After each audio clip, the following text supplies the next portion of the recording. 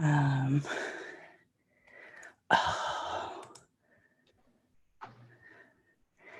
Hi, sorority. I can't hear you yet. Hold on. On my end. Right, can you hear us now? Oh, yes, there we go. So you can hear me?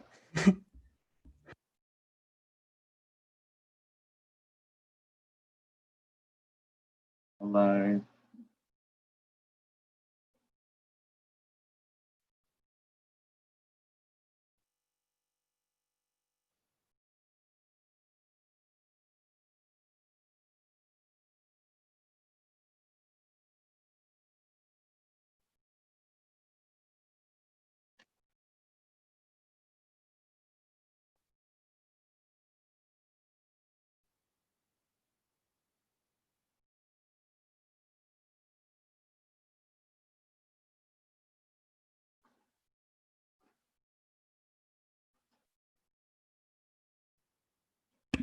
Hi, can you hear me? Yeah, we can hear you. Yes, I can hear you now as well. Awesome. Okay, great. Excellent. Okay, let me grab the YouTube screen so I can see the chat. And then everything should be there. Oh, excellent. Excellent. My channel. Here it is. Looks great. I just gotta turn off the audio. Okay, awesome. Hi, everyone in the chat. Yes. Okay, great. Hi, everyone. Welcome. Happy Pride Day 2020. Happy Plural Pride Day 2020. We are so glad you can be here and join us. It's going to be me in this stream and some great other people that are going to join tonight. So we're really looking forward to this. And the first system to join us is the sorority. So maybe you want to introduce yourselves? So, hello everyone, this is Pride in New Upsilon Xi. I'm here with about 3 other my sisters, Liberty, Mercy and Serenity. We're very excited to be here, had a wonderful conference experience so far. You've done an excellent job, Strongholds, and everyone else involved. So very honored and very excited to be here. So thank you. Awesome. Thank you so much for introducing yourselves. The conference that was mentioned, you can find that on youtube.com/plural events or on pluralevents.org.com. Let me check to be sure. Yeah, .org, pluralevents.org. And there you can find the schedule for the conference. So if you've not watched it yet or you want to join in, welcome to. This live stream is on the Power to the Plurals YouTube channel, but we're so glad also with the conference. It's going great. So, and now we're here. Pride Day.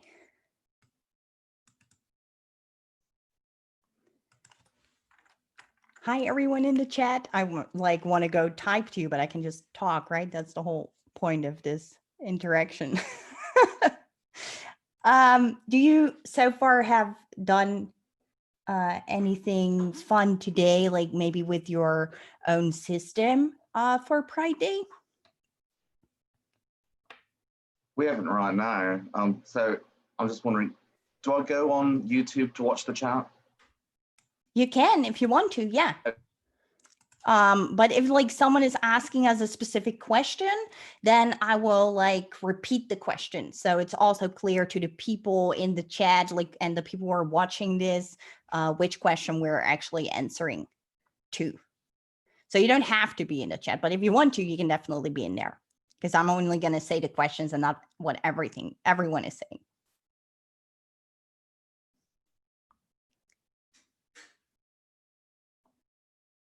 Yes, feel free also people to invite your friends, and the more, the better.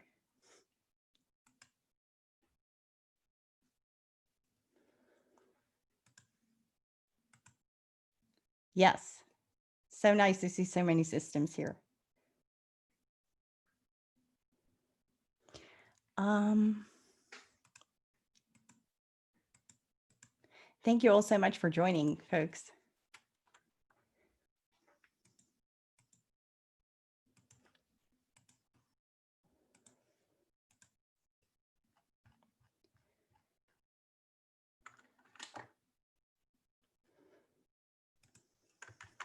Hi Rings, hi Elsie, how you doing?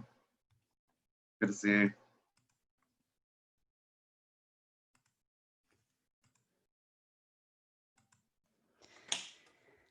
There is the Elephant Journal System joining. Welcome.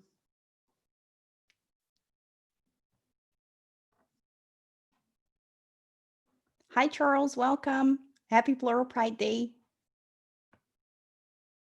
Hi, Lunastas. Welcome here. Yes, the more the merrier is the plural motto, indeed. So nice to see everyone. And to have some relaxing time together, celebration time. And yeah, we're looking forward to it.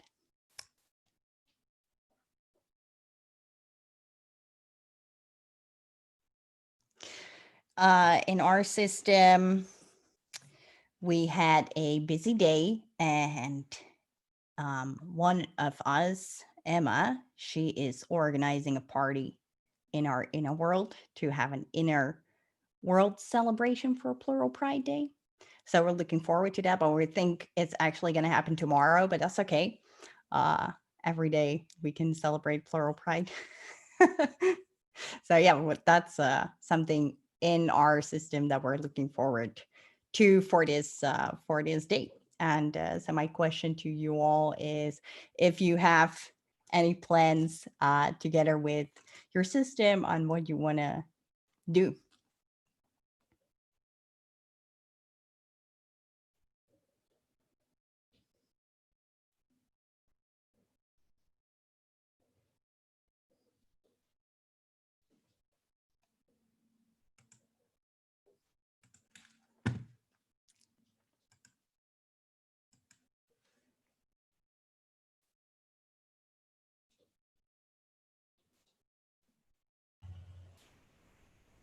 Hello. Hey guys, how's it going?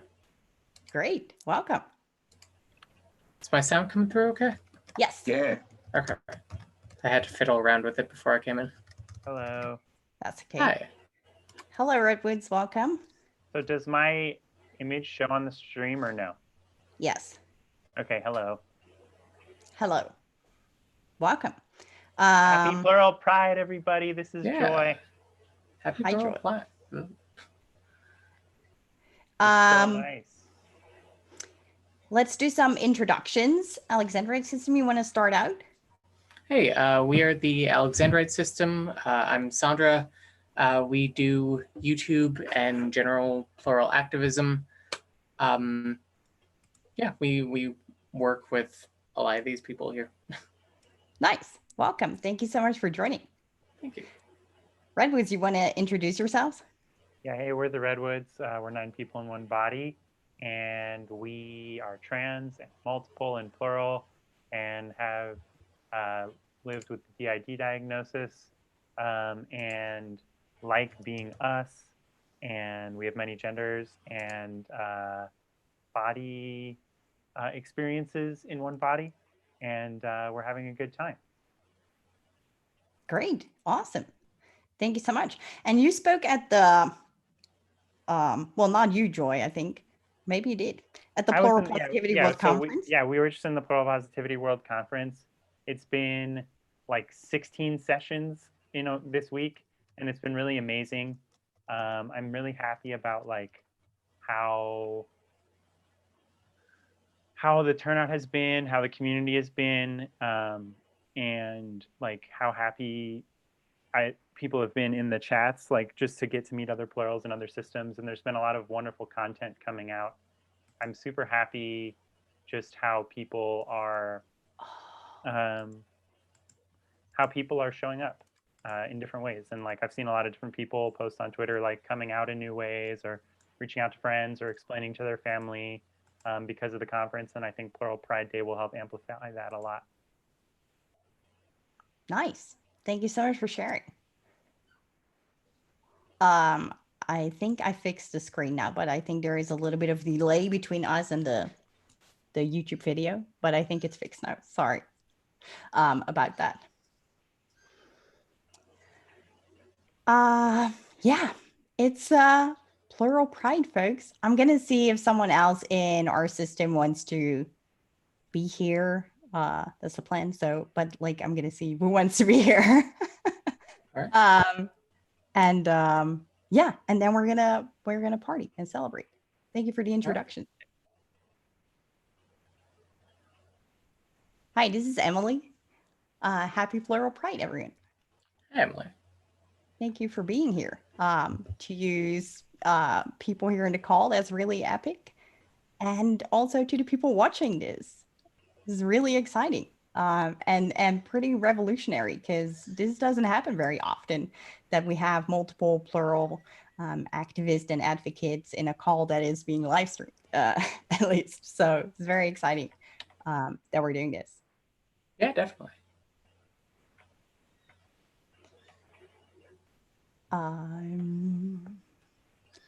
Let's see what is going on in the chat. Still not fixed, I think, the screen. It seems like it's not that bad of a lag.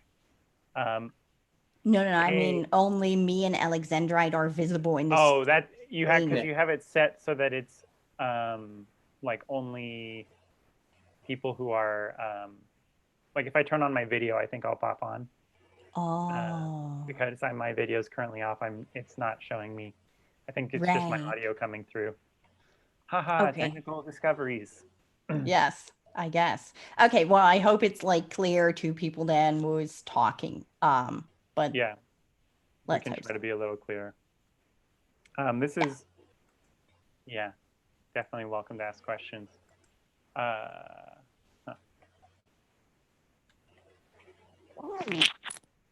All right, this is Josh. I'm gonna turn on our camera and see if that works. Hi, Josh. Hey, there. Hey, this is a virtual background. I am not actually in a rainforest cabin, but Bad. we'll Would have been see if it nice. pops up. Yeah, let's see if it does. If it translates. It might only like let us see 2 at a time. Yeah, changing to gallery view is an option, I guess. To So what? maybe To speaker view? Oh, here I see myself popping on. I'm here now. Yay, nice. Awesome. There's 4 systems here. There's the Sorority, the Redwoods, Alexandrite, and the Stronghold System. Yeah, this is Josh. I use he, him. We use a bunch of different pronouns. It's rare, extra rare for you to see us with facial hair. But we have all genders and express in all different kinds of ways. And there was like a feeling, oh, we're doing a live stream. I have to like go and like look the same way that I looked in my last video. But part of being plural is like, I feel like a lot of pressure to be consistent or more consistent. I'm not looking at the chat anymore because it's too distracting for me to like watch the lag and the chat. So let me know if anyone asks anything or says anything. It's super an honor to be in a video with the Alexandrite System. We love your channel. Oh, And we also got to meet you in person in 2019. Yes. And we're really aching for the fact that in-person meetups can't happen right now. But if you don't know much about the Redwoods, you should know that we have spent a lot of time organizing in-person plural spaces at different conferences, particularly the Philadelphia Trans Wellness Conference, where we've had usually for 3 years in a row about 50 systems come to our sessions just for plurals each time. And it's been really great. And so we met a lot of different systems there, and we've spent time with the sorority there.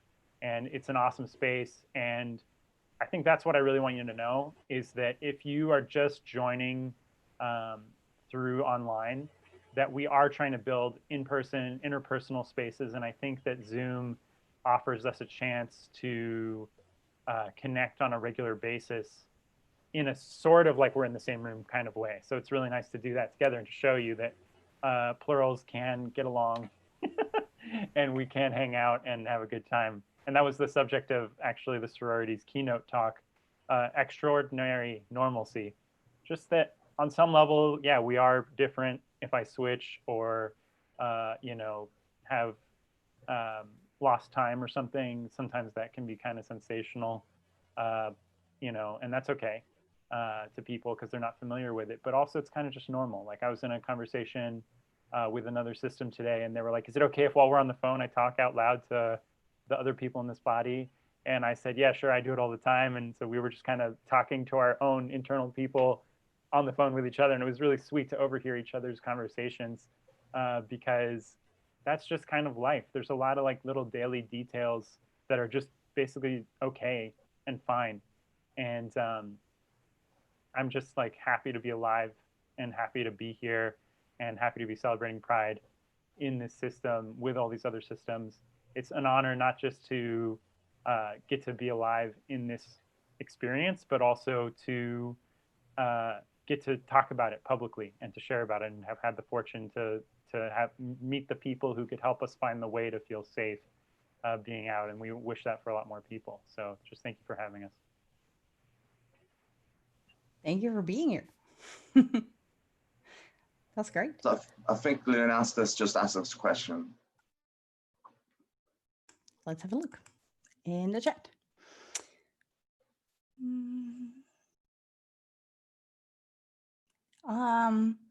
Hey, so let me type something in the Zoom chat. If you all can have a look in the Zoom chat, that would be helpful. Okay. Yeah.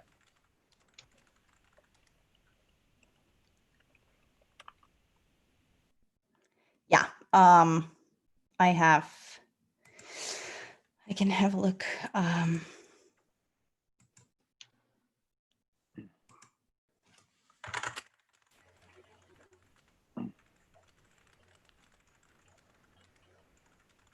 So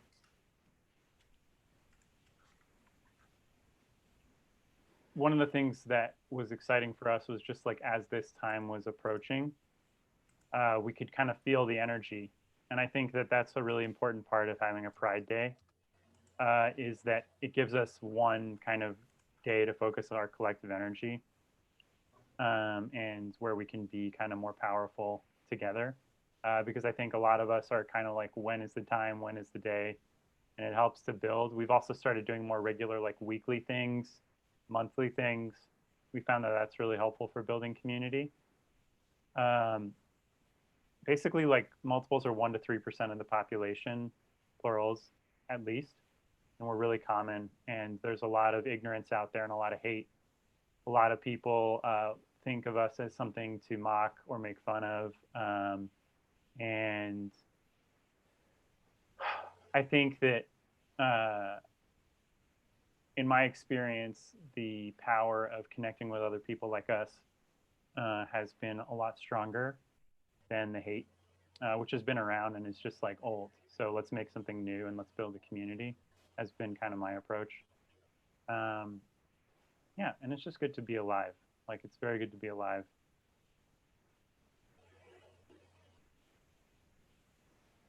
Yeah, there was a question in the chat that I thought was pretty interesting. That was, it was when, at what point do you all remember first being proud of your plurality?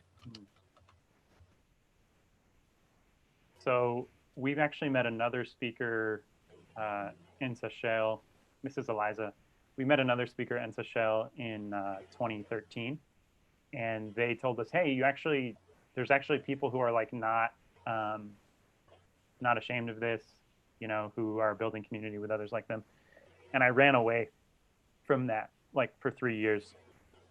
But there were still moments in the very beginning even where it was like, hey, I know this is like a big deal or some kind of disorder or something, but I actually really like the other people who live here in this body. I think like I just felt admiration for getting to kind of telepathically witness the experience of other people And so I think like kind of those early experiences of inward pride were just about coming to kind of normalize and appreciate the resilience and the diversity of our system inside. I think it took a while longer until we started meeting other plurals and getting involved in activism around 2016, 2017, when we started to feel more like pride and community. So it was a long time from like first figuring it out and feeling okay in ourselves to being like, oh, actually, like we're part of something larger that is really beautiful. How about you? How about for you all? Do Strongholds want to go first or us? Okay. So I think that for us, it was probably like 3 to 5 months in to discovering the system. It was really when we first started like standing up for ourselves to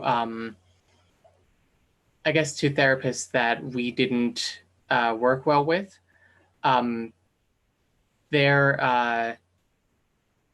I guess it was just in the fact that we were more able to say like, no, we're not working well with you, and we need someone who acknowledges all of us as who we are, and also I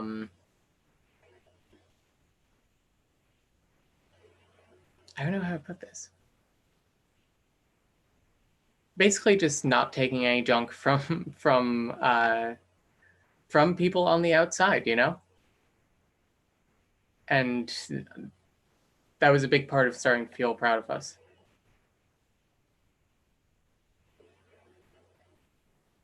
For us, we were just never really ashamed of it.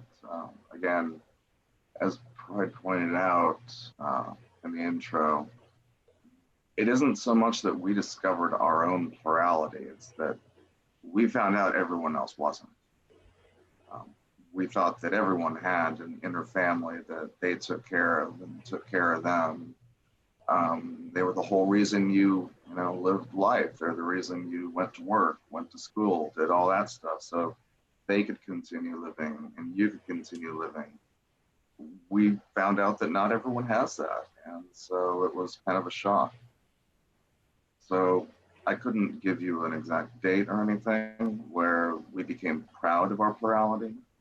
It was really once we were, I guess, different, that we decided to explore into it more and found the plural activism movement and joined up with that. And we met Redwoods, Intersectional, and all these other systems. The meetups that Redwoods is referring to are the ones that Pride spoke of in her presentation. So they're a huge part of that in our life. So I think that's about it for us right now. Thank you all so much for sharing and saving me while I was busy with other things. For us, Pride really took a long time to like even be okay with the concept. Like for us, for so long, it was this dooming disorder that now was affecting our life. And we're very glad and relieved that now we can feel pride and that we can celebrate it together, both like inside, but also with you folks here in the outside. And it took a lot of trust building and learning to negotiate with our system to be able to achieve that, and also being part of community and seeing other people living a good life while plural made us realize that that is possible and it's good, you know. So we started to really aim for that together, and I'm glad where we are today. I have a question for you all. I'm curious about how your relationship with each other has changed over time, like internally. How have your internal relationships changed over time? All of our relationships have changed massively over time, and all of them for the positive.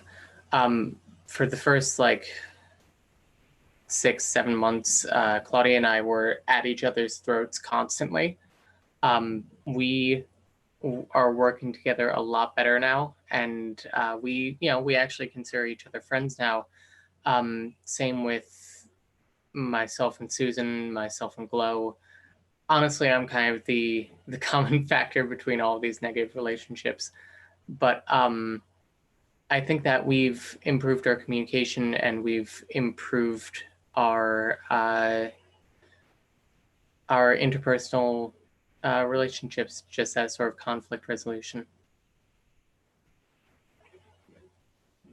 With us, our relationships have changed also, but deepened, and all of it comes from the fact that we're all working together amongst each other 24 hours a day.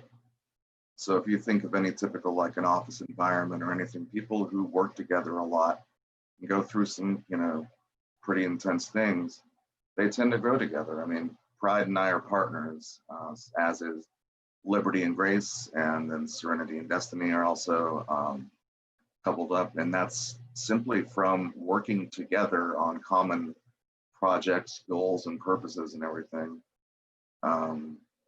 So really, we've kind of found our way with each other. Our own roles, like individually, have changed over time. Like I refer to myself as a retired persecutor. Never really stopped doing that. But either way, with some of our other sisters, we've found ways to help them communicate better, or at least putting in context some of the more problematic ways they have to communicate. So really, it's just been more or less adjusting to life with a lot of very, very big personalities, so to speak, no pun intended. Yeah, I definitely would say our life has been enriched by it.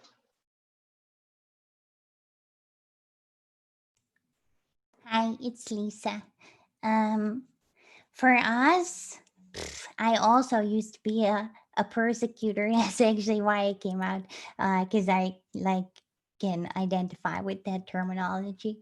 And I'm very glad that I was able to move away from that, because that was not it was not nice to be like that, to be honest. I didn't really enjoy it.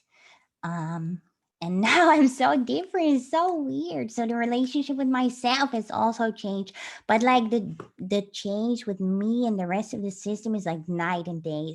It's really remarkable, actually. I didn't think this was possible when when I started to meet the others, and now I really have friends in the system, and I feel safe there, and people like to hang out with me. And back in the day, it's maybe weird to say that people like to hang out with me, but back in the day, people were really scared of me, really scared.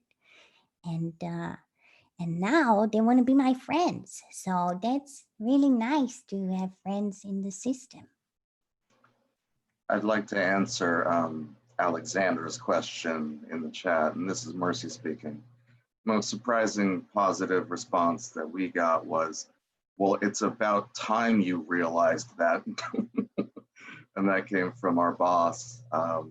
She had much experience with multiples and others up like that. So it was about time you told me. And so that I think was the most positive response we ever got.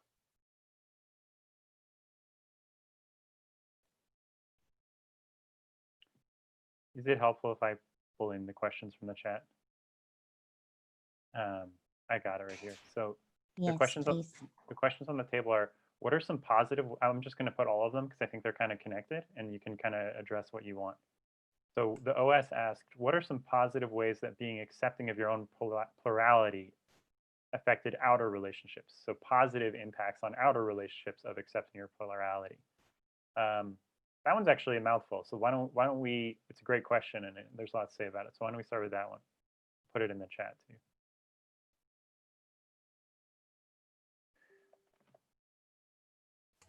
So I guess I can go first with that one. Our being open about our plurality with our family actually started really repairing our relationship with our parents. Since opening up to them about that and really, really just making them engage with it, because they were accepting mostly in lip service at first, but just, you know, being forward with who is fronting and just talking about it more openly has really made things better between us. It's made communication more open in general, which we are incredibly lucky and thankful for.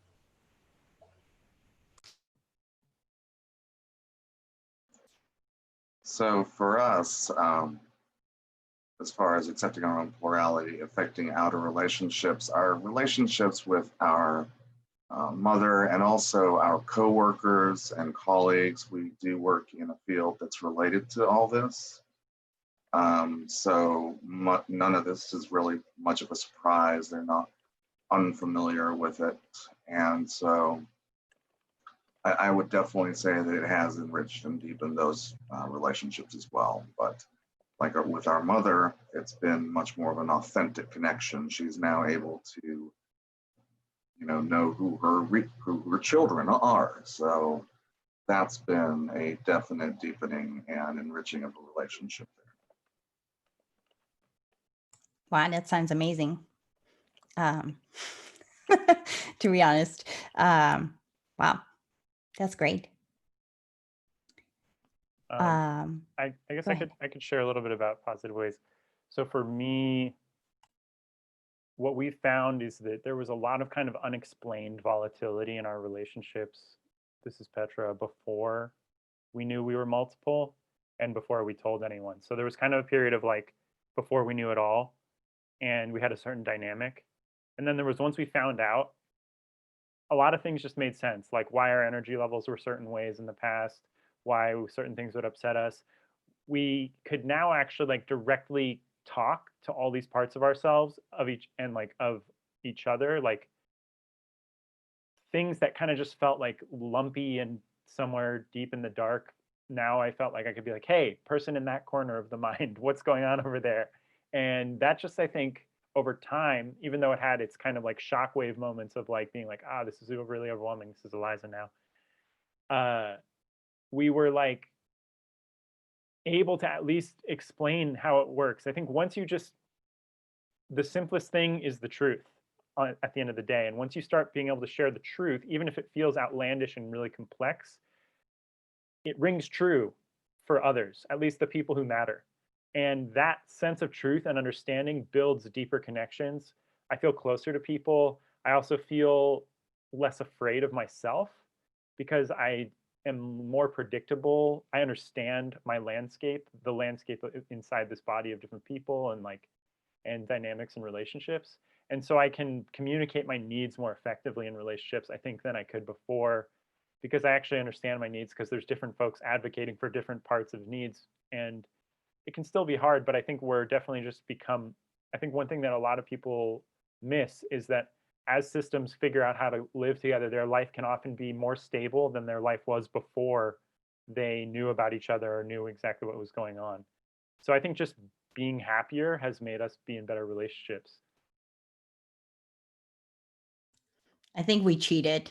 As in, I think we mostly surround ourselves with people who are like open-minded and acceptive of of all of us, right? And if people are not, then I guess we just don't get really invested in that relationship. And so that means that for us, with our family, for example, they know we're a plural, and like they know that we started the Plural Association nonprofit. Like they know those things. They know we're going to be, we're all the things we do, but they're not like really believing, I guess, that we're different people. They're not like calling us by our individual names or pronouns or like, and I guess we're also not like asking them to, because their previous responses to just coming out have been like so negative. Yeah.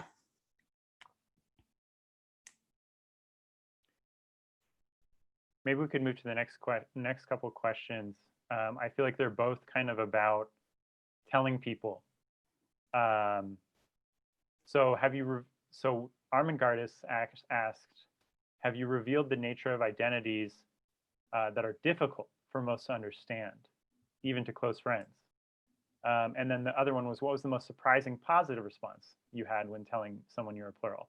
So I think the first question is about kind of more complex identities, maybe non-human system members or interjects or things like that, or just folks who feel extra vulnerable being known. You know, have we ever explained the full details of who we are to anyone?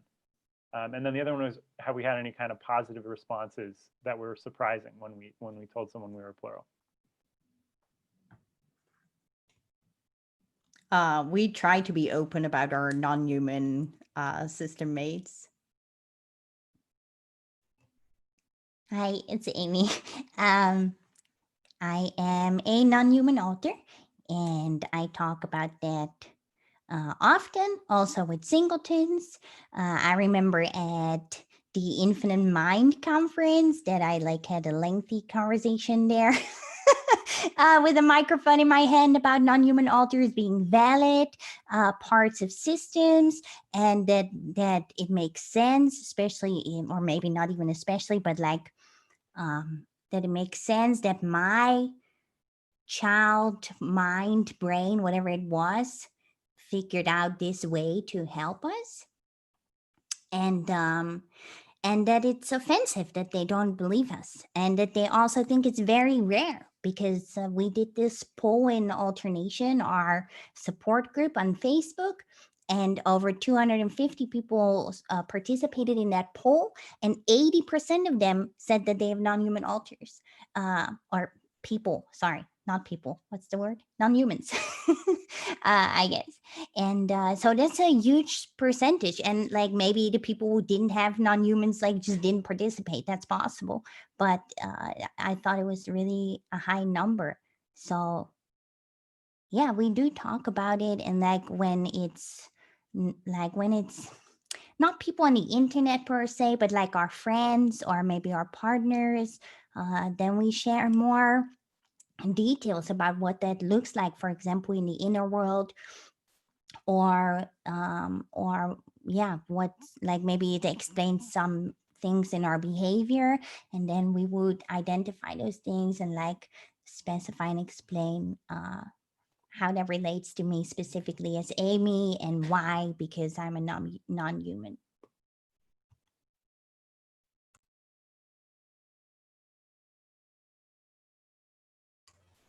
So I think that we do have some troubles explaining some of our, I guess, more out there members, or I guess members that aren't just a normal human being or whatever. I find that often it's sometimes easier to say something strange to, a random assortment of 1,000 people on the internet, as opposed to one person whose opinion you genuinely care about. So it's not something that we broach often, or if we do talk about it, we talk about it very briefly, unless the other person seems genuinely interested in it. It's difficult, but it's something that we're working on.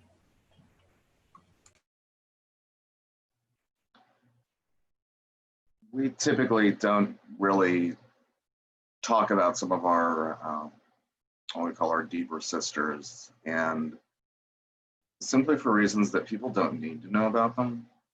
We'll only speak of them amongst other people who will understand. We're not going to expose them to that kind of thing. So they never front anyway, but yeah, we do protect them. Yeah, we definitely have people we protect. This is Smoke. I'm probably a weirder system member in the sense that I have more dissociation than the average member of the Redwoods, and I'm more confused about where I come from origin-wise, and has a little more of a mystical quality for me. I'm chuckling because I'm in front of some misty redwoods, so mystical. Uh, I think, yeah, it's fair to have a balance where you're trying to protect people. And I think it's funny because it's like with singlets, we're not going around being like, oh, a new singlet. Tell me your deepest, darkest, strangest features, like, but when a system member comes out, it's like, oh, are you the hyper this or the hypo that or the extreme? And it's just like, I don't know, man. I like, I have qualities, and some of them are like easier to talk about and some of them are harder to talk about, but it's definitely been a matter of layers. Like, I think vocal differences is a common one that we've had with a lot of different, like, folks whose voice is particularly different. That can be a big bridge to cross. We had people being like, oh, that one's voice is intense, talking about some folks with voices that are kind of more outlier voices. And that was a little hard, but like now that's kind of normal. And I'd say now it's like the more vulnerable stuff is like the kind of inner cosmology of each person, but that seems like kind of comfortably in the space of intimate relationships. And we know a lot more systems now than we did in the beginning. So it's a lot easier to find people to talk to about the more vulnerable things when you know a lot of other systems, because it's like, oh, hey, does anyone have experience with this? Da, da, da, da, da. It's the kind of subtle aspect of blah, blah, blah. And there's like probably like 3 videos about it. And then you can like also, bring it up in a group, and there's probably a bunch of people, like I saw a bunch of people in the chat earlier being like, yeah, non-human crew, like there's a lot of shared experiences, a lot of stigma to overcome and uncover. So I guess I would put that on the positive side of things too. Like we shared about this in our coming out panel, but just for me, it's like when people are totally down and they're just like, yeah, okay. And you have you're coming out and you have your whole like machine ready of like, okay, here's my like 10 talking points that I have ready to anticipate any potential objections. And they're just like, oh yeah, awesome. And then they ask like some nice question and they're chill. And then they get it really fast. Like we've noticed some types of singlet personalities. There's a lot of different categories of the strange singlet, but we're still learning about and analyzing all of them. But there's one category of singlet personality where they really get plurality. It's like they're an honorary plural, just with one system member only, but they kind of get it. They're like, oh yeah, you have these people, and then da da da da, and how's that person doing, and da da da da, and it's so nice because you're just like, oh, I can actually talk to you about like actual things instead of doing the basic stuff. So that's happened a handful of times. I'd say the other big surprise has been when people were in a kind of high stakes situation, like a first of any category. A classic one was when we came out to our housemates. I wasn't here yet. That's another kind of vulnerable thing, right? It's like the chronology of who comes and goes. But one of the big things for us is we came out to some housemates and we were like, okay, today's the big day. And we sat down and we were out to 1 of 3. And we sat down and we're like, we're this and we're like this, da, da, da, da. And they were like, oh yeah, I have a friend who's like that. And then the other one was like, I have an uncle who's like that. And they like talk about it differently. And they still understood that it was very vulnerable to say to a housemate, but they also all knew multiples. So I was like, what? So that was kind of a turning point a few years ago of like, maybe we're actually pretty common. And that was a kind of foreshadowing of our kind of more public speaking, community organizing. So those little surprises add up. So singlets, be kind. You can help a plural really shift their course. Yeah, when we started the nonprofit, we had to come out to the lady, to the, what's the word? The official government person, I guess, would like registered the nonprofit for us. And we had to like explain like in detail, of course, in our papers what plurality was. So when we came in, she already knew. But we were very nervous what she would say to us. And she was actually so nice. And she did really like aim at the disorder part. Like she felt kind of sorry for me, I think. But she was nice. Like she could have been like, that's weird. Like, why are you starting a nonprofit? But she wasn't. She was like, it's so good that you're starting a nonprofit for these people and that you're helping so many people. It was really lovely. And she asked good questions about plurality. And she joked like, who was going to set the signature? And we said, yeah, we debated that. And it was great, you know? That was, I guess, our biggest surprise and best surprise. So my absolute favorite story about our most positive response when telling someone. So there was this one person that I was debating about coming out to for a long time, and I I brought it up as casually as I could, which is not very casually, and I started to explain it through the DID lens, and so I started to explain what DID was, and they stopped me and they said, multiple personality disorder, right? And I said, yeah, it's the new name for multiple personality disorder. And they said, my mother was multiple. And immediately, like, the tone of the conversation completely shifted. And I didn't have to explain anything about it past that point. And it was really refreshing to have a conversation with, someone who's not multiple, in which I didn't have to explain anything. Yeah, she is a very strong ally in that regard. And actually, with that, I do actually have to go because I have not eaten yet today, and I need to go do that. Thank you so Thank you much. so Great to have you. Thank you for having us on, guys.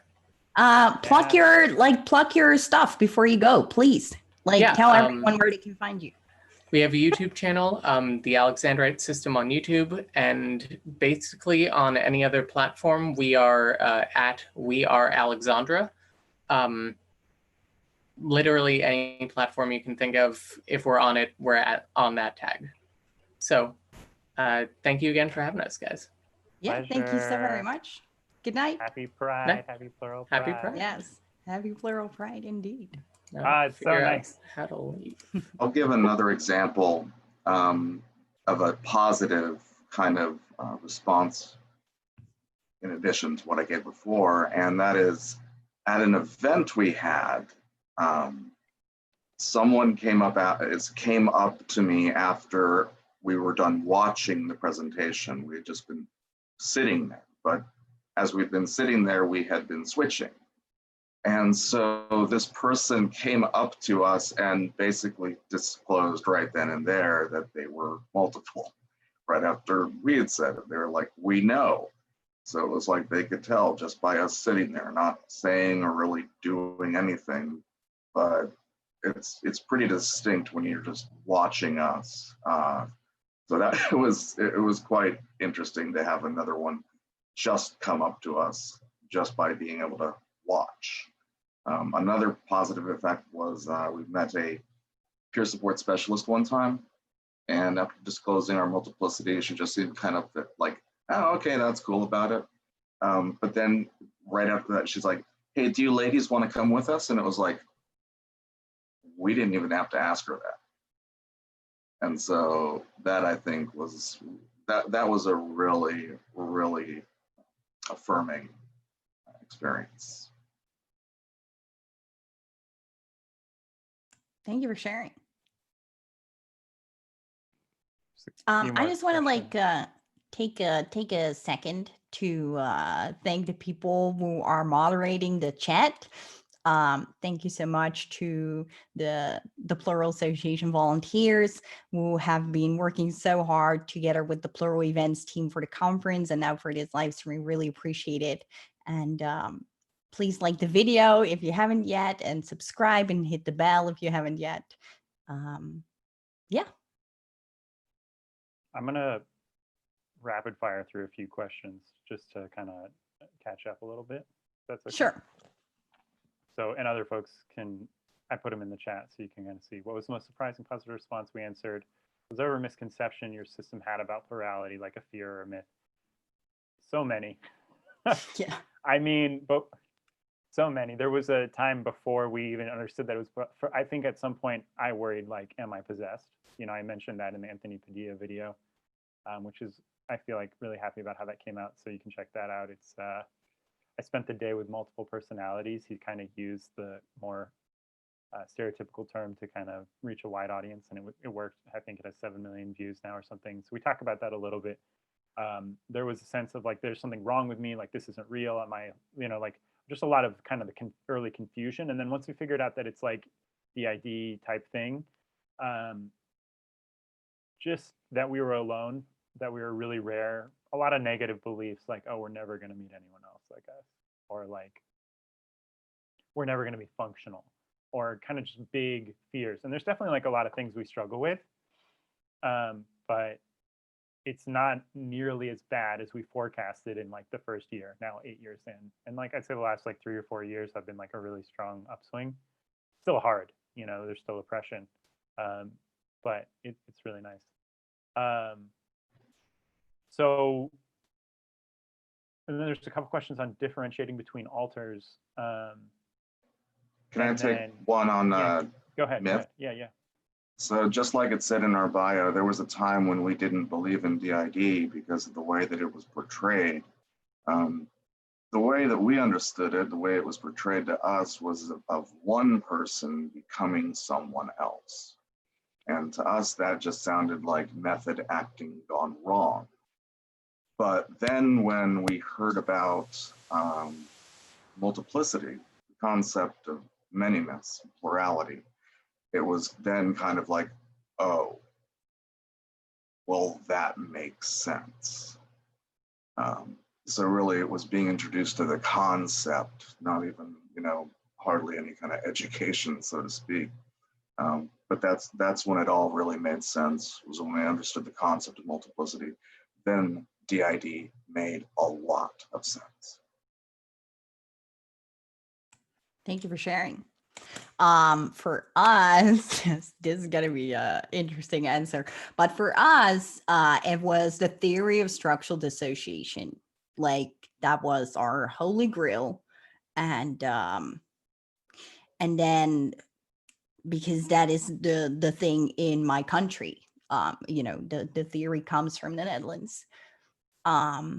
And then I went to their conference and I was so excited and I felt honored to go there, and it was so horrible, so offensive. And I felt completely dehumanized. And now the writer of the theory is lost his license, can never practice again. We created a video on that you can find on this channel. And so, you know, after all of that, like we more and more started to get away from the theory, but I don't think anyone like understood how much we like held on to this whole concept. And some of us, you know, really in the beginning, like before, I guess, even before we really joined much of the internet, I think maybe we were like on Ford Refuge forum or something like that. But we really like had people fronting a lot then, like hosting. We aimed for fusion integration. And we thought that was also like the only healing option. So that was mostly, I guess, the biggest myth, that was what healing looked like, to do fusion integration. And now we know that that is absolutely not the case, and that we can live a good, happy life with each other without, you know, working on that, because we can work on more beneficial things like system, I don't know, communication or whatever, cooperation.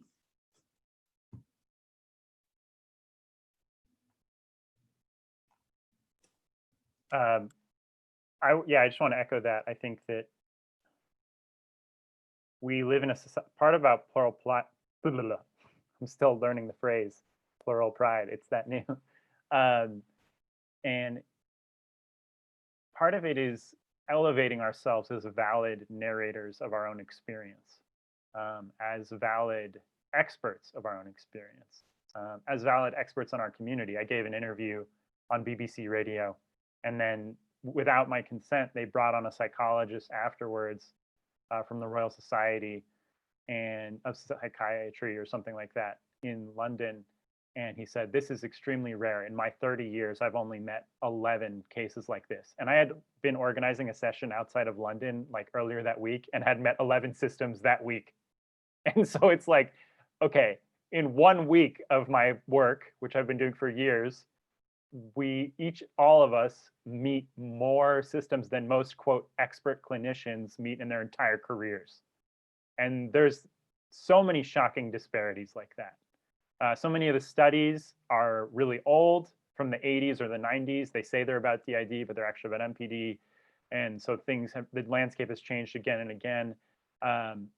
There's some really bleak statistics out there that I'm not going to say in the chat, but some of you have heard about some of the more negative health outcomes. But again, those are often super old and very small sample size. And so part of what we're trying to do is organize more community-driven research. We're in the process of developing with a few clinicians research on trans plurality. That's going to be like in-depth qualitative interviews where we're drawing out themes of lived experience and not like looking at them for like how they rate on like a numerical scale of dissociation that was designed by someone who doesn't have the experience 25 years ago. And I think that a lot of about what we're passionate about is moving from pathology to power, that we have power as individuals, and actually like plural empowerment is threatening to society because there's a lot of forms of neurodivergence, autism, ADHD, hearing voices, on and on and on. And they all kind of don't make sense to the colonizer, capitalist, force people into a box way of running society. And there's a lot of power structure that depends on that kind of approach to mind, and a more empowered approach to mind that says, hey, actually, we are capable of critically thinking about the nature of our own experience. And actually, our different perspective has something valuable to offer to the social conversation. That is a big no-no for the powers that be. There's also a lot of people that are really dug in around their career, their perspective. I wrote these papers, and I have been talking about these papers for a long time. So they have a confirmation bias. I think that it's very important to try to remain open-minded, but also to listen to the people, to listen to our experiences. And just the thing about plurality that is so amazing is I meet people, and within a very short amount of time, we will each bring up something kind of very specific, very niche, and then say, yeah, that too, me too. And it's not always the same thing with every system, but like there is some profound common grounds between many different types of systems where we've just noticed little things, subtle things. There's so many of these examples.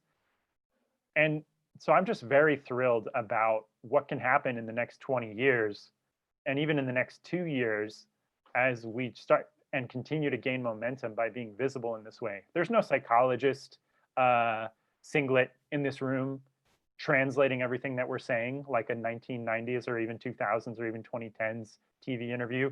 We're just up here sharing our own experience, supporting a plural run nonprofit that creates services for plurals by plurals. Like it's pretty inspiring to me, the work that TPA is doing. When I'm out of my own self-criticism, I appreciate the work that I'm doing, that the Redwoods are doing. Like, I think that's another source of pride. Like the sorority was talking about, is just getting to witness each other work and live and play from the inside is really, really beautiful and powerful. And that's, as we often say, it's a form of joy and delight and compassion and compersion that the world doesn't even really know yet. That's the movies I want to see. I want to see a movie set inside of a plural system. I want to see a movie that Plurals decided to make that because they just thought it was funny because it's full of jokes about being a system member. You know, there's just so much opportunity for cultural expansion of a much more positive message. So one other I think I want to share. There were some statistics that Liberty left out of her presentation, and that's the statistics on other mental illnesses and neurodivergence, is that the percentage of folks with bipolar is measured to be 2% of the population, and schizophrenia is estimated to be 1% of the population. So with DID being 1 to 3%, it's either just as common as schizophrenia, it's more common than bipolar disorder. So then the question becomes, why is this particular neurodivergence completely underrepresented when it comes to the greater Mad Pride movement? Yeah, I think your keynote, well, maybe your keynote addressed more why psychiatry hit it, but I guess it makes, you know, one of the consequences is that is why the community is also still finding itself, you know, and also like we know that there was a community back in the day, and that there were people actively trying to, you know, break up those movements. And I think now having the internet, that is a lot more difficult for them to do. So I think it's a great opportunity to spread more awareness and acceptance and information around. And so I'm very grateful that you all are here with us in this call.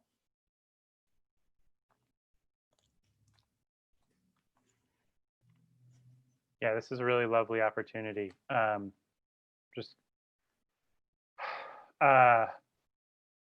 The OS asked, there was a quick question about why would an alter leave permanently for no reason and one appear for no reason, supply and demand. I don't think that there's like supply and demand seems to imply to me that there's like a finite amount of headspace, and that like once you get a freeing up in headspace, we found that more folks just keep arriving and we figure out how to adapt. We've gone from you know, thinking we were 1 to figuring out we were 3 to being 9, and we know systems that have grown by much larger numbers into the hundreds. I haven't personally experienced a big departure. That we have some folks drift away when they feel like maybe for a few weeks or even months long ago, when they feel like they're not being included, or that there's not a lot of like relevant life opportunities for them in the present life. Some people just get kind of bored, cynical, dissuaded.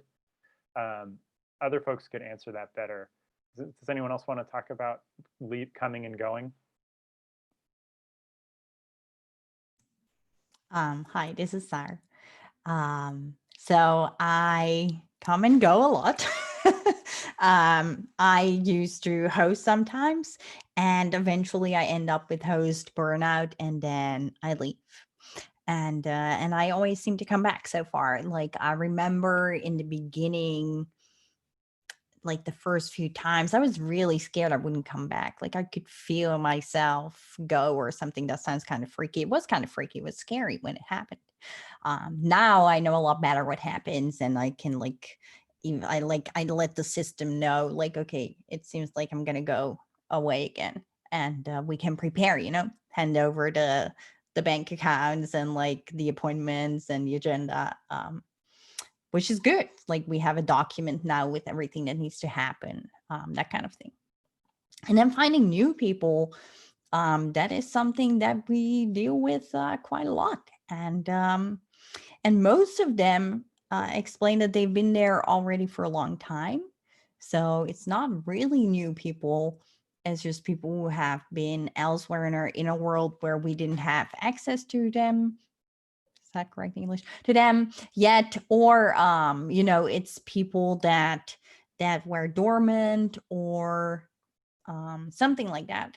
And then sometimes we get really new people in our system, and often that is either stress or trauma related.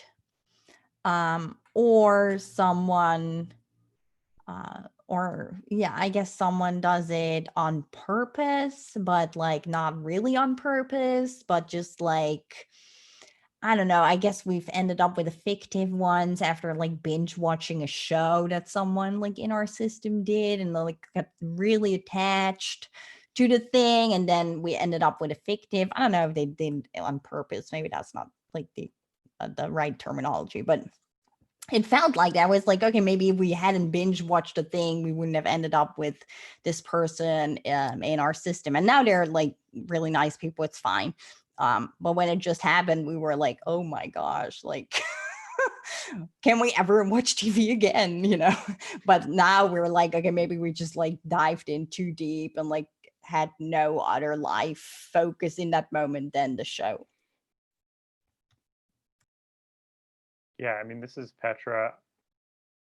I would say that the coming back or the appearing, I would say to me, like this is like just my quick, messy metaphor.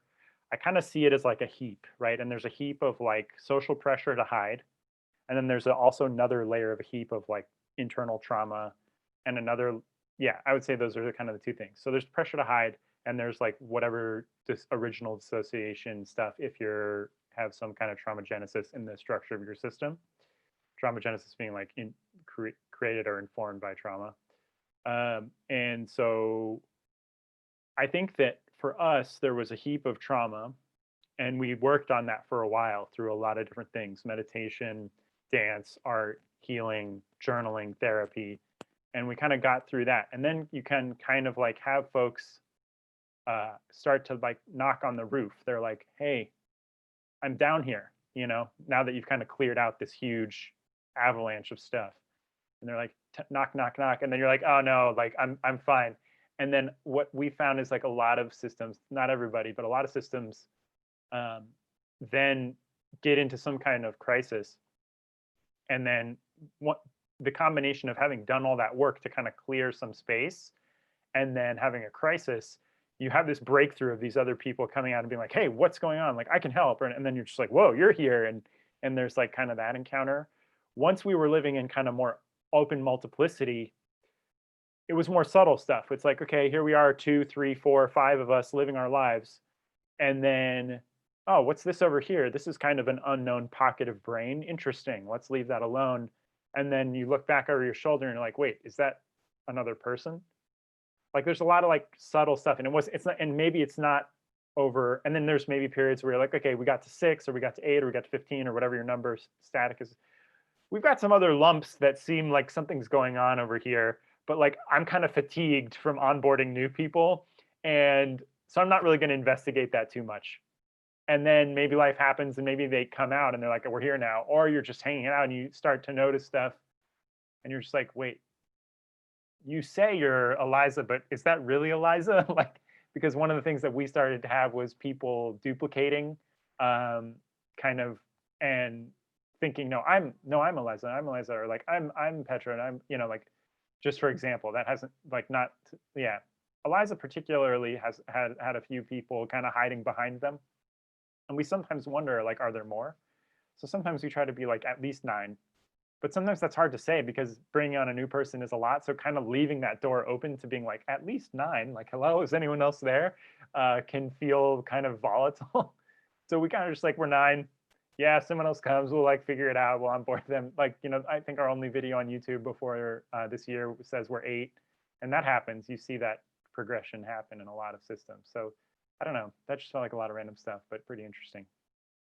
Yeah, I just want to add on that we eventually created a plan, not so much on paper, but in our system on what to do when a new person like comes to us, right? Because we would get really overwhelmed and scared and weren't really like sure what to do, or like who was going to take responsibility for this new person, as in like support them through whatever they were going through in that moment.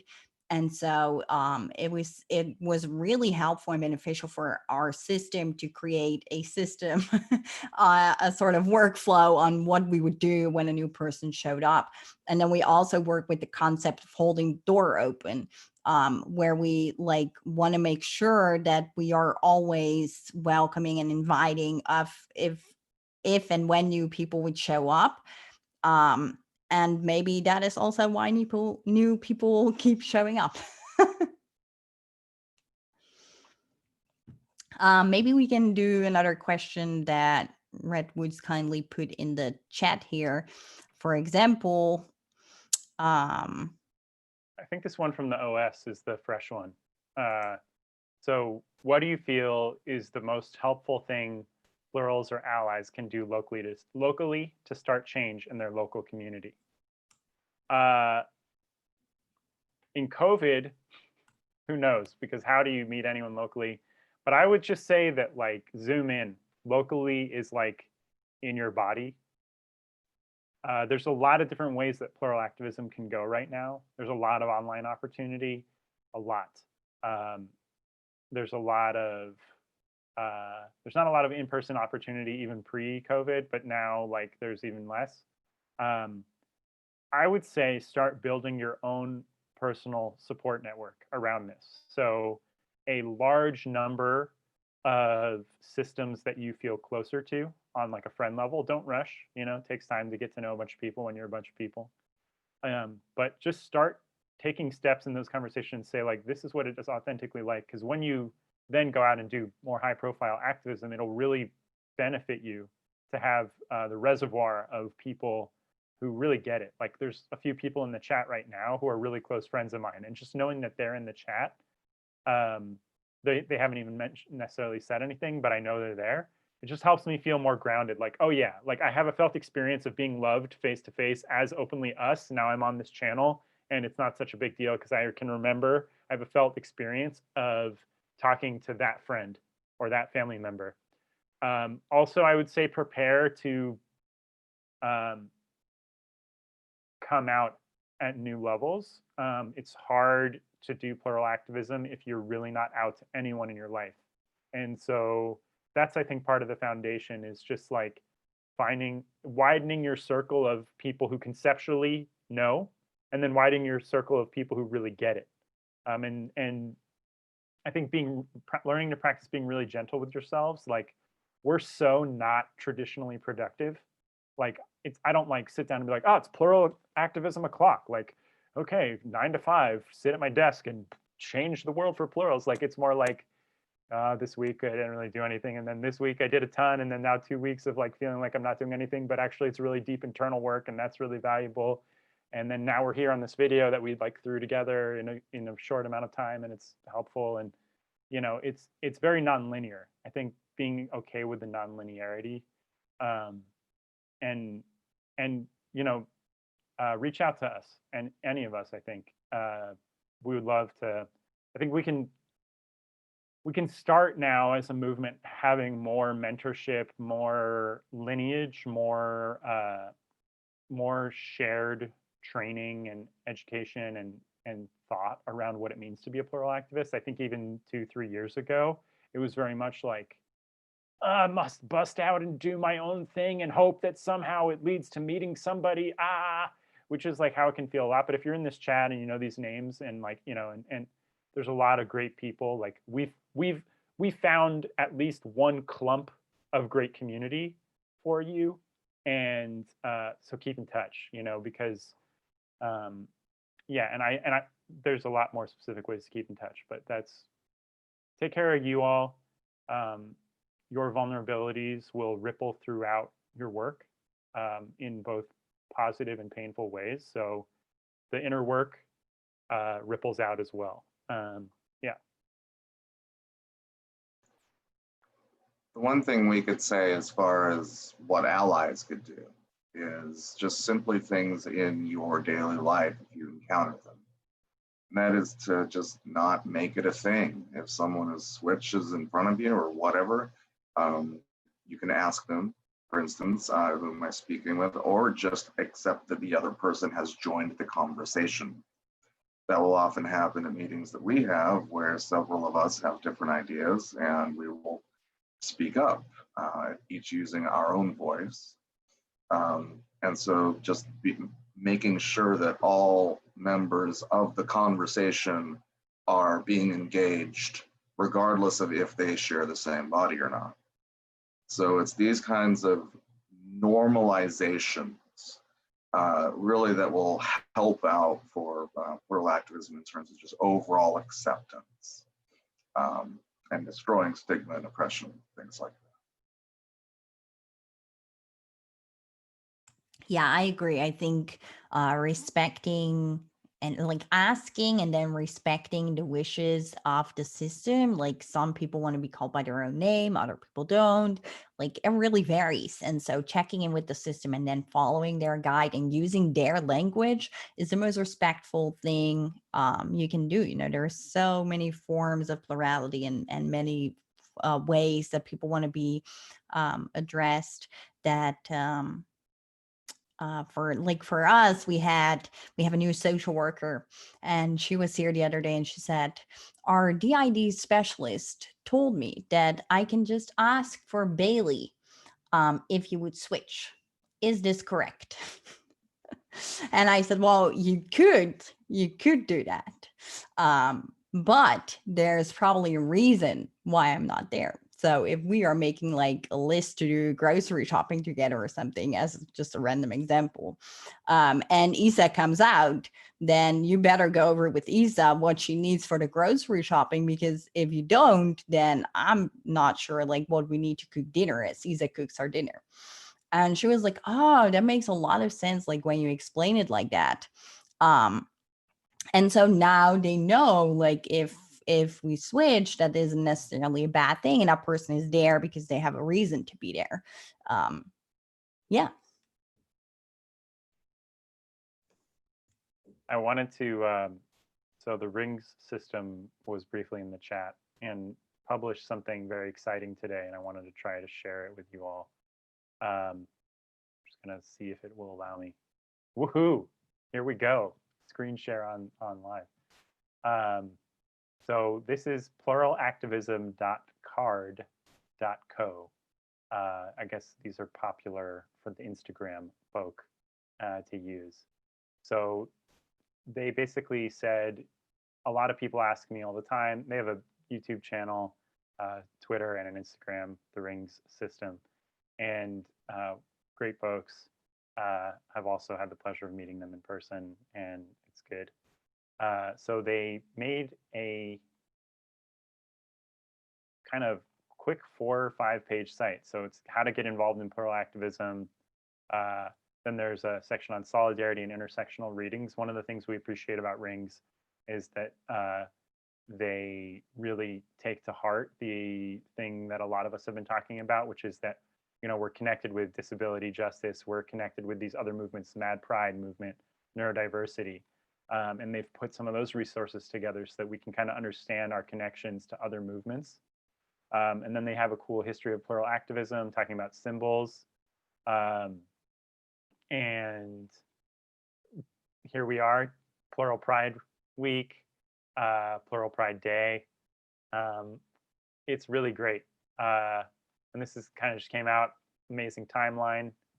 A lot of cool details, and you know, nothing can capture everything, but I really recommend you check it out. They made this other tab, current activists and organizations. Hey, Redwoods. I think Stronghold and Sorority are also here. Yeah, there's New Upsilon Xi, Stronghold System. And that's just like a really, I've never actually seen that kind of a list. So it's really new. Videos on and writings on different oppressions. There's placeholders. So there's still room for you to contribute to the writings on our experience. And ways to get involved. So this is really cool. Creating, speaking about your experiences, facilitate in-person spaces, engage with activists and organizations, mention, fundraise, take care of yourselves, take care of each other. So really echoing kind of a lot of the points that have come up today. Really proud of this, Rings. Good job if you're watching. And just wanted to show that. So it's pluralactivism .card .co. Get involved. You know, but the home is just pluralactivism.card with 2 R's .co. Yeah. Link. So, oh, cool. Great. Yeah. Yeah, that looked really fantastic, to be honest. Yeah. Really nice. Very exciting. Yeah. Yeah. And I think they're good at curating information. Like for us, I'm just like dump ideas, and then I just want to keep putting them out there. But I appreciate the folks with the more like, let me be really thinking about how people are going to receive this. It helps me think about that too. Yeah, that looked fantastic. So helpful. Great resource put out there by Ring System. So indeed, thank you if you are watching. Yeah, go check it out. The link is in the description, or not in the description, but I will put it in the description after the video ends, but it's in the chat. So this is Ali. I wanted to kind of open it up. I think there's this, how do we know when we're a real movement? How do we know when we've really begun or really, or do you think we've already begun? I feel like we're in this awkward kind of like young stage where we're making up new concepts and new days and new hashtags, you know, over the last couple of years, and it's building and folks are showing up, but it's still not like what we see, you know, in current day at like a big trans event or big LGBT event or other big gatherings where it's dozens and dozens and dozens of people. I mean, it is often with 40 systems in a chat, dozens and dozens and dozens of people, but you know, how do we know it's working, and when is it real? Like, do you all feel like it's real, like it's really happening, or do you feel like we're still in like that kind of seed potential possibility stage? I've heard some activists saying, I have to write this idea down in case something happens to me and I can't like share it, you know. But I'm wondering like what we're holding back. Why are we holding anything back? Like, and some of it is just like we have a lot to say, but yeah, is the time now? And how mature are we as a movement, and where are we going? One thing that I've heard, and I somewhat agree with, and this is Mercy speaking, is that when a sign that we are gaining traction, becoming a movement or something, is when we can speak up when we hear the line. When we hear someone like a professional or someone else say, dissociative identity disorder, formerly known as multiple personality disorder, and we can correct them in public and go, actually, that's not true, and have then take control of that conversation. In other words, things about plurality should be owned by plurals. We'll know that we have a movement when the people who are the most visible people speaking are plural, not professional singlets. So I think that would be at least one sign, is that we would own that conversation and all conversation in intersecting with plurality in specific. And I think that would be the sign. Yeah, thank you. For us, we definitely think like that it has started, and that we're growing every day. Every day, new people are finding out that they are plural, and or that there is a plural community online. I also think online that people like haven't realized yet that they could create an account just for plural purposes. So they don't necessarily have to come out like to their whole Facebook, you know. And I think that if we just continue day by day, or like maybe week by week or month by month, I don't want to be ableist on how much work you got to put in here, you know, that we will continue to grow, and that we will continue to make waves, and that we will be heard, and it's already a fantastic opportunity to do these live streams and to come together. I think this is also really new for the community and a new interesting thing to check out on YouTube.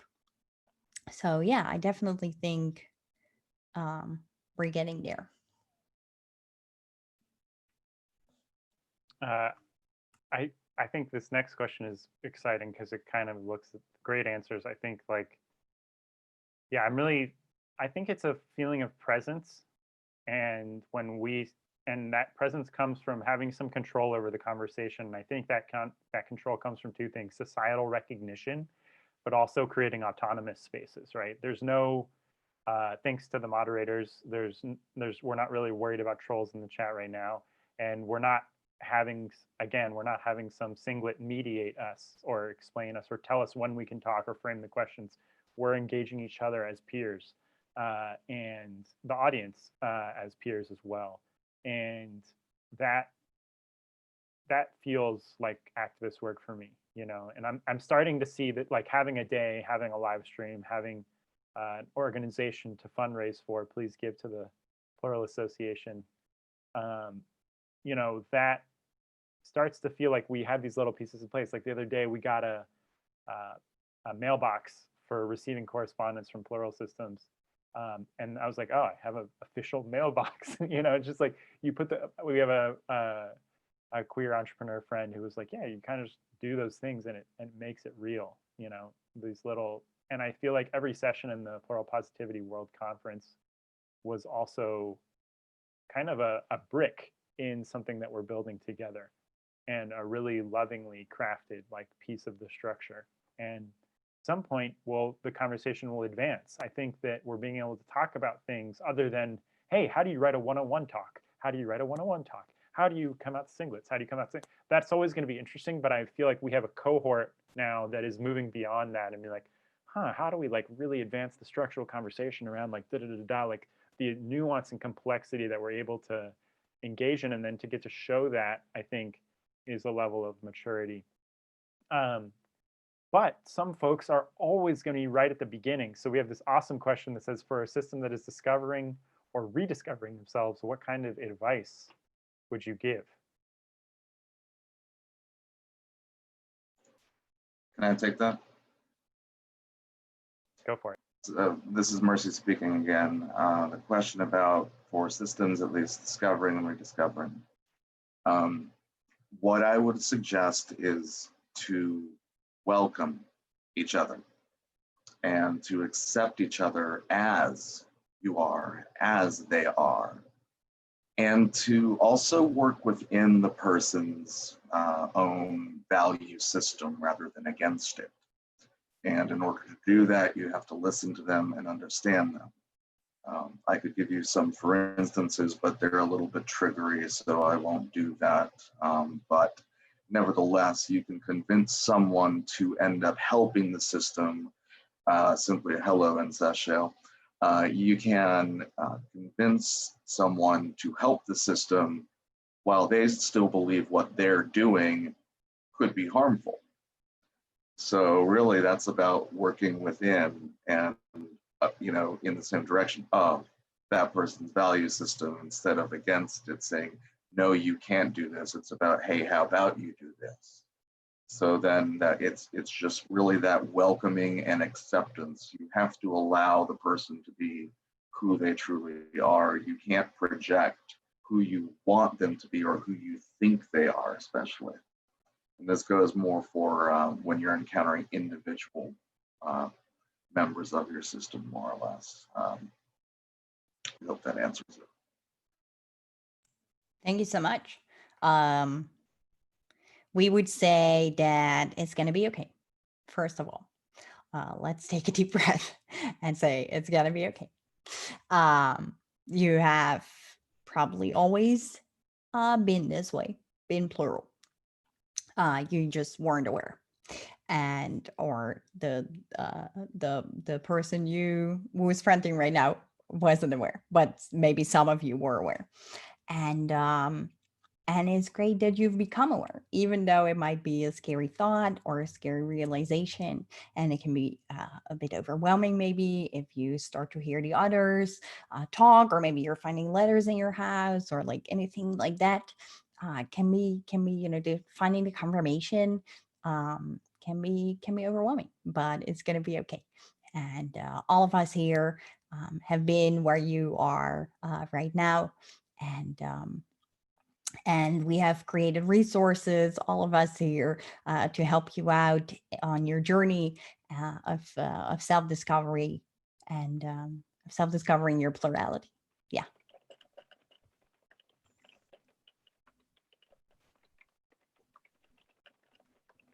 Did you want to add on, Redwoods? Yes, sorry. So this is Petra again. I was talking about the brain corners, right? That volume of extra trauma and social pressure stuff, it can be really intense. We had a lot of really intense experiences. It takes a lot of bravery to kind of work through that initial paradigm shift. We had experiences, where we needed intense clinical support just to process the kind of off-gassing of like so much pent up, putrid, rotted kind of trauma energy, right? Ooh, right. And I think that if you're in that place and then you see a panel like this where we're all kind of like maybe switching easily and then breezy and it's like, oh my God, like I'll never be like that. And trust us, we've all had shaking, crying, screaming, sobbing, like not knowing where we are, not knowing who we are, some combination of those things. Like maybe not everybody. There's definitely some folks who claim like, that it's kind of always been okay for them. But I think even if you don't think the trauma caused your system, I think that the stigma around being any kind of plural often pressures folks to lose touch with each other, regardless of origin. And so there is a process of rediscovering and remembering that's very common. And there's a lot of more intractable stuff. Like we were fairly lucky. Like we had some lost time, some like missing things, but it was fairly contained. And then we got to a place where it was like relatively quickly reduced and we had relatively high levels of co-consciousness. We know folks who don't have much access to each other for years, decades, and big time losses and stuff like that. And there you really need to kind of create an external support system using technology, reminders in your phone, setting up rules where you have some way of passing messages back and forth to each other, having really trusted outside people that can take a long time to find who can help you kind of triangulate what was going on in a particular instance. And that, I think, is a really a subset of this community that, the dissociative amnesia, when it's really high, does exist. And, it may be more stereotypical, but that doesn't mean it's not real. And I think every different population has its own, subpopulation has its own struggles. And so it's all valid. But take it slow and know that it's going to be rough, but like focus on, I think, holding on to the idea that there is light at the end of the tunnel. There is a point at which you will have successfully processed and addressed more than you have now. And the weight on your system will be less, especially if you get good care and a good, access to what you need from community and clinicians who actually get it, if that's what you need. We still work with a therapist who we vetted and we're like, okay, are you pro integration? And they were like, no, I'm pro like whatever you all want to do. And that was like key. Are you trans friendly? Because we're also trans. There's a lot of practicalities, but I would say also build relationships and reach out. Like, don't be afraid to say like, join Alternation, the Plural Association's Facebook group, and say, hey, I'm having this really weird to me experience that feels super bizarre and terrifying. You'll probably get like 20 people saying like, 20 systems saying like, Oh yeah, us too. And that, I think, is something that Redwoods did not have in 2012, 13, 14, 15. So the immediacy of online community and the thoughtfulness of it, the fact that you're here in this session is like a really good sign. I think a lot of people would be afraid to click on this link, and maybe were afraid but did it anyway, right? And so good for you all, and solidarity to the folks who find this months or years later and think, oh, I wish I'd seen that. I've had that so many times where I read an essay from like 2004 and I'm like, what? Or a video from like 2012 when I was coming out, but I'm seeing it 6 years later and I'm like, oh my God, it was all here, and we'll partly Plural Pride Day is about raising the visibility of our community so that we can find people faster, so that it doesn't take 7 to 10 years or a lifetime, that people don't kind of get a little piece of touch and then dissociate and lose track or feel pressured to leave. So I want to transition into maybe a bit of direct thing that you can do now, which is there's this awesome website, the pluralassociation.org, proud sponsor of the Plural Positivity World Conference, and for dissociative identity disorder and all their forms of plurality. We are building a peer support warm line platform. So I donate to help build this warm line. I've called warm lines and hotlines that aren't plural friendly, and I'm always like, can I talk about my plurality? A warm line is basically a more conversational support resource. Stronghold can explain it better, but I think it should exist. I think you should be able to pick up the phone and be like, hey, I'm plural. I think I might be plural, and we're experiencing this. Can we do that? So they're fundraising for that. They started this year, and if I go over here, there's this donate button. Thank you for your trust and support. And I give a custom amount, which is $12 a month. You can set it to monthly. Organizations love monthly. So even if you're like me, I'll give 20 bucks once. No, give $3 every month. Please, because yes. that way they can start running budget, especially for a warm line. A lot of the expenses are like software, which has a monthly expense. So they got to get their levels up to a baseline of supporters where they can be like, okay, we can buy this next piece of the phone system or of the chat system, and know that folks are going to keep giving to us. A big lump sum is also great.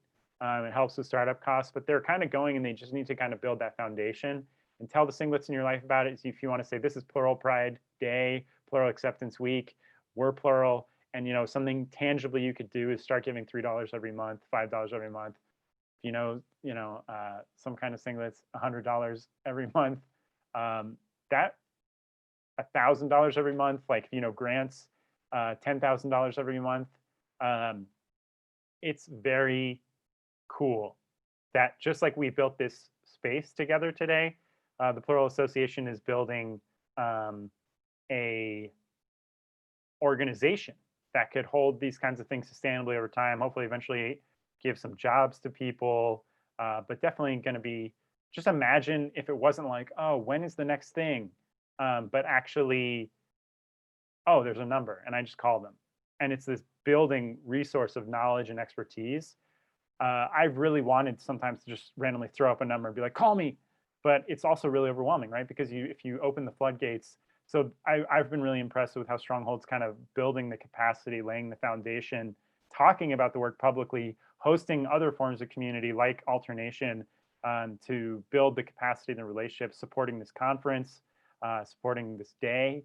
I think we need a holistic community, but we also really need that kind of urgent warm line and crisis support services. And I think that's a really awesome focus that the Plural Association has. I would have called it many times, and I'd probably still call it if I had it, because we all have those days, especially during this time. So definitely check out your local existing resources, and also, get excited about what it could mean for people's timelines of recovery and finding community if a phone number existed they could call right now.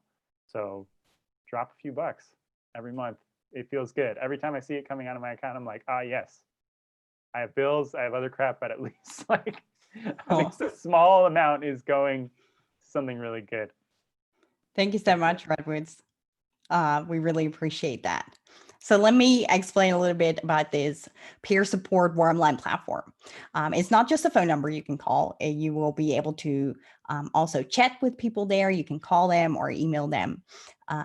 And the people you will get on the phone or the people you will be chatting with are lived experience plurals that are trained by the Plural Association. Over 50 people have already registered to volunteer for this warm line platform.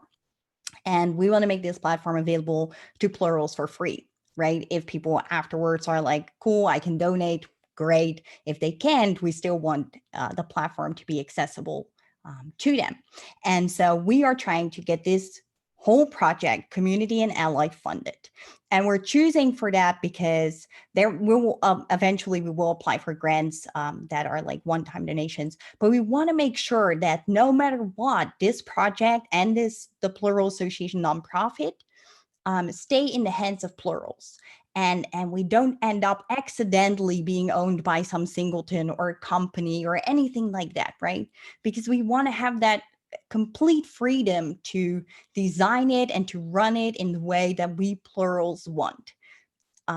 And so it's fantastic to work together with such an amazing team on this and to be able to slowly build this up. It's a long-term project, folks. Like, it's not going to be there next month. Unfortunately, I wish it was, but eventually it's going to be there and it's going to be fantastic. And we believe that the community can come together and make this a reality. So thank you so much to those of you who already sponsor us financially. Thank you for those who have invited your friends or your family to donate. We really appreciate it, and it's really making the difference. No one on our team is getting paid.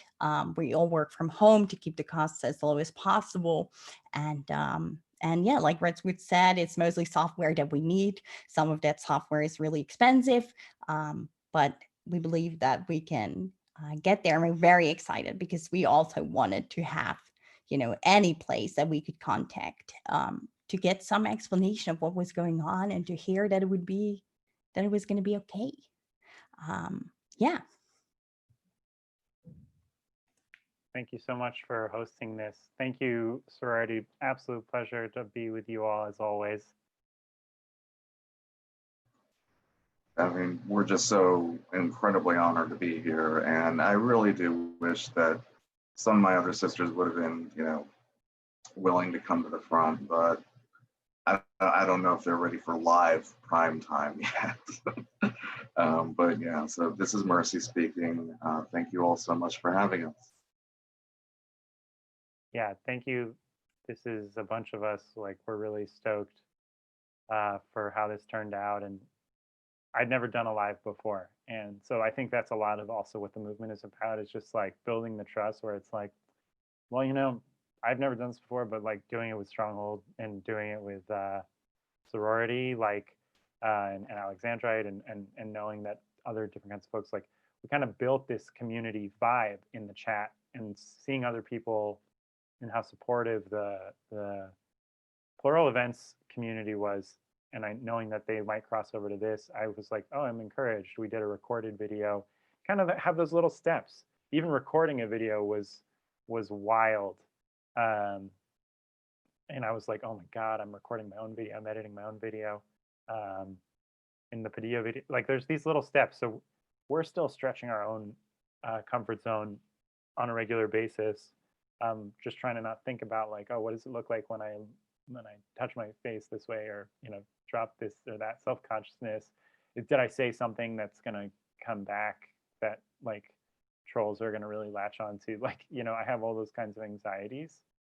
But I'm getting better also at, to me, part of Pride is getting better at just being like, no, also, like, maybe there are some jerks out there, but like, this is also going to help people.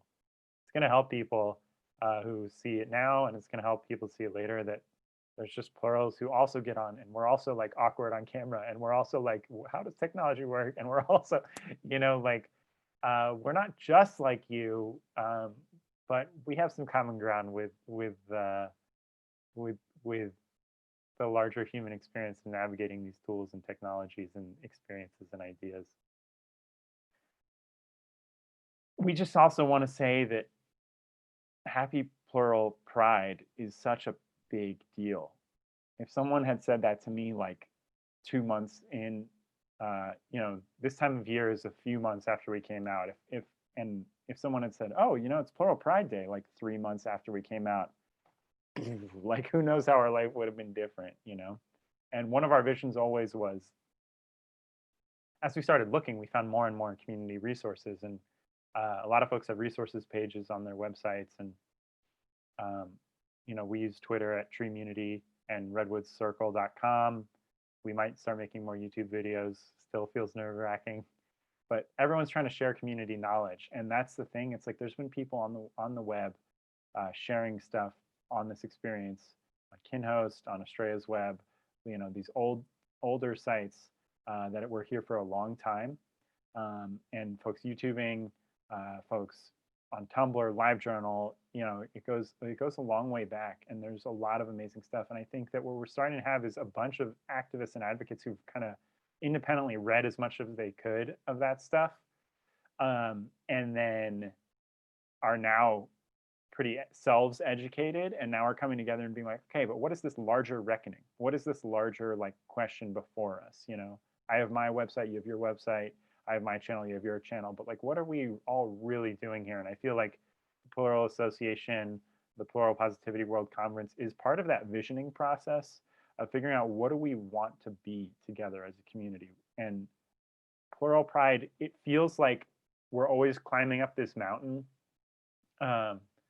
but Plural Pride is like a day of really good weather on the mountain, where I'm able to see a lot farther than I normally can. There's birds, I see other climbers, I run into folks, we're having a picnic. Like, it's just much more pleasant than your average. And I really appreciate that kind of break in the clouds. It's really beautiful. So it takes a lot of energy and time to create that kind of a clearing. So just props to the sorority for their fantastic keynote, and to Stronghold System for TPA and for their contributions. We also helped out a bit with the Plural Positivity World Conference a little bit, and are looking forward to it already next year. A couple wild ideas that I want to throw out there are there should be a Plural Film Festival online.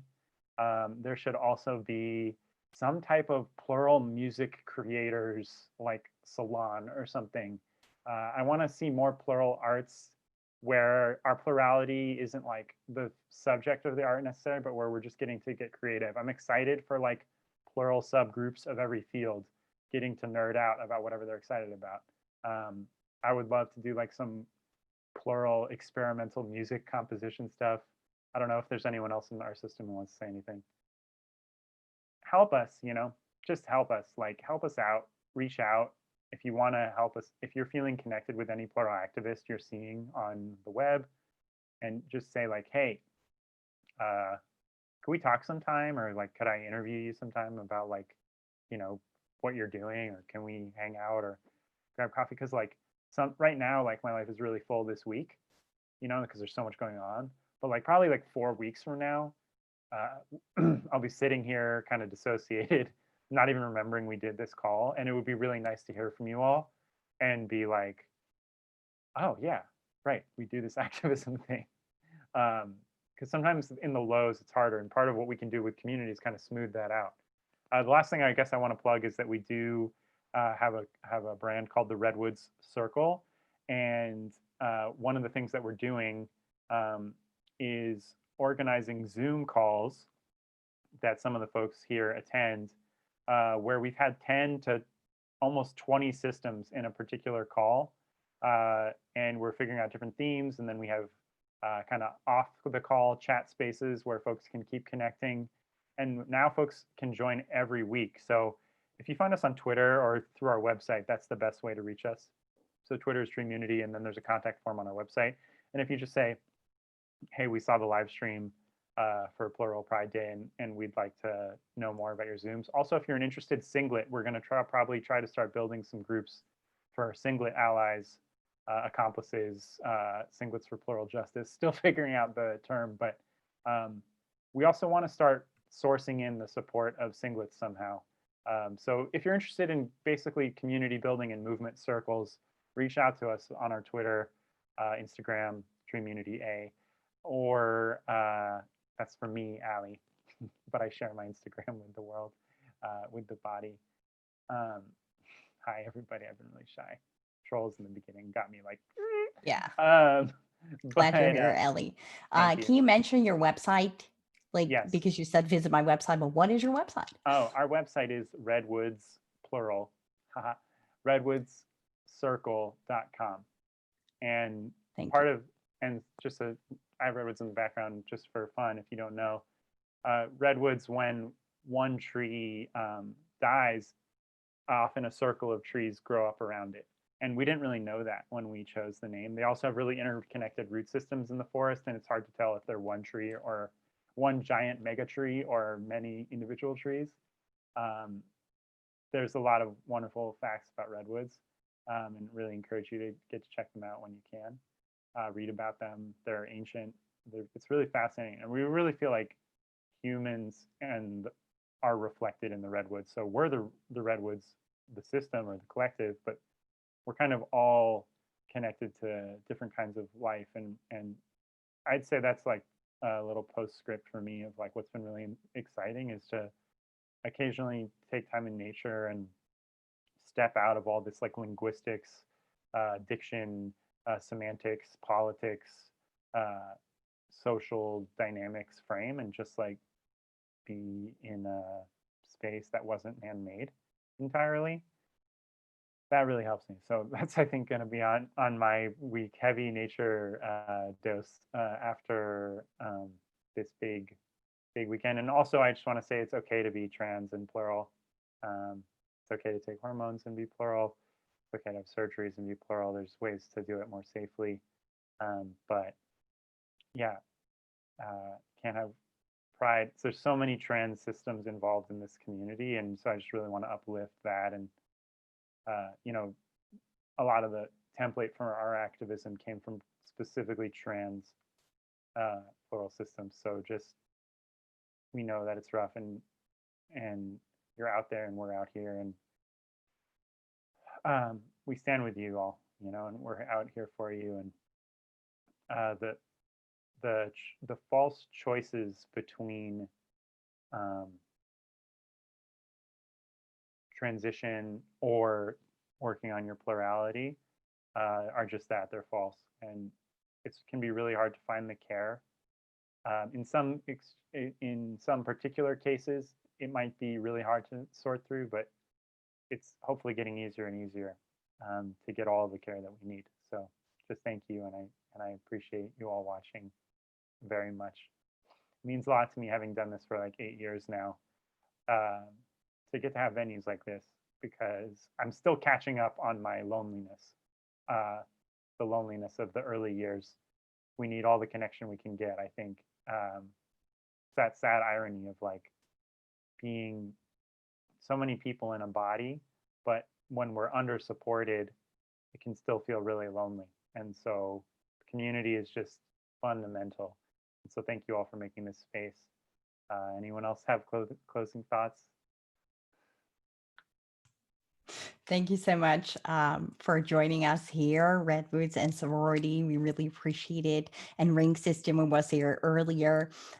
Really a fantastic opportunity for us all to connect here and to share it with the larger plural community. I want to again thank the moderators in the chat for keeping things as civil as possible. We hope no one got triggered by like what was said. I've completely missed it myself, so I don't know what was going on, but I'm glad it was dealt with by the moderators. And I want to thank you all for joining, for your support. Oh, it was Alexandrite System who joined us, not Ring System. Sorry, it was Ring System's website that we showed. Sorry. Thank you to Alexandrite System for joining us. Yeah, it was really a unique opportunity, and I'm so glad we got to do this for Pride. We hope you have a fantastic Plural Pride Day. We released an article on the Power to the Plurals website with 10 ideas of things you can do today together with your system So feel free to check that out. We hope you will join Alternation on Facebook, a plural support group and empowerment group with over 2,000 other plurals who are gladly willing, able to help you and support you. And lastly, check out the pluralassociation.org website, where you can find more information about our registered grassroots nonprofit for dissociative identity disorder and all other forms of plurality. Thank you so much for joining us here for this live stream. We hope you had fun, and we wish you a fantastic Plural Pride Day or evening, I guess. And yeah, thank you so much also to everyone here in this call. Really appreciate it.